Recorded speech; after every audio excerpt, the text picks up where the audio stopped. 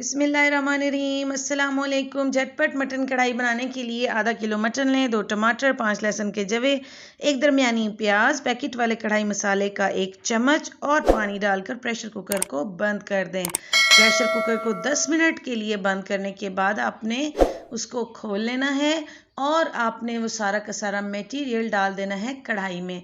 जैसे ही आप उसको कढ़ाई में डालेंगे उसका पानी आहिस्ता आहिस्ता ड्राई होना शुरू हो जाएगा। जब पानी सारा ड्राई हो जाए अब आप उसमें आधी प्याली डाल दें कुकिंग ऑयल की। आप घी का इस्तेमाल या बटर का इस्तेमाल भी कर सकते हैं। अच्छी तरह से अपने कढ़ाई के मसाले को भुनाई करें। कुकिंग ऑयल डालने के बाद फिर आपने डाल देना है लाल मिर्च पाउडर 1 चम्मच भर के। घर का लाल मसाला आप यूज़ कीजिएगा और अपने कढ़ाई का टेस्ट चेक कीजिएगा। होटल वाला जायका ना आए तो फिर कहिएगा।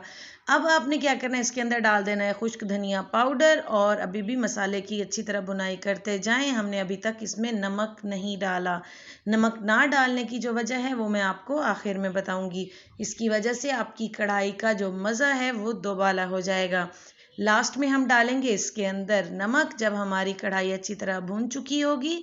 और अब हम इसके अंदर हल्की हल्की इसकी भुनाई करने के बाद अब हम इसके अंदर डालेंगे थोड़ा सा इसका ग्रेवी बनाने के लिए आधी प्याली पानी। और पानी डालने के बाद अब हम इसको थोड़ी देर पकाएंगे जब तक कि ऑयल ऊपर नहीं आ जाता। गार्निशिंग के लिए सब्ज़ धनिया और सब्ज़ मिर्च कटी हुई इसके ऊपर डालिए। गरम गरम तंदूर की रोटी के साथ अपने मेहमानों को सर्व कीजिए और सबको हैरान कीजिए कि मटन कढ़ाई वो भी 15 मिनट में कैसे तैयार हुई। तो लीजिए जी, बेहतरीन तैयार हुई हमारे तरीके से। वीडियो पसंद आए तो लाइक और शेयर ज़रूर कर दीजिएगा।